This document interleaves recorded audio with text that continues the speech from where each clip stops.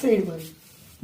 பின்பக்கம் ரவுண்டு செமையா இருக்கு. இந்த ரவுண்ட் அப்படியே இறக்கமும் இதே அளவே வச்சிடறேன். ஆமா, இதே வச்சிருங்க. அப்புறம் வந்து நிறைய பேர் என்ன பண்றாங்கன்னா ஒன் சைடு இழுத்துட்டு ஒன் சைடு ரவுண்டா அந்த மாதிரி இருக்கிறாங்க. உங்களுக்கு வந்து எல்லாமே அகலமான ரவுண்டு. ஆமா, அகலமா ரவுண்டு வந்து நல்லா அகலமா நீட்டா இருக்கணும்.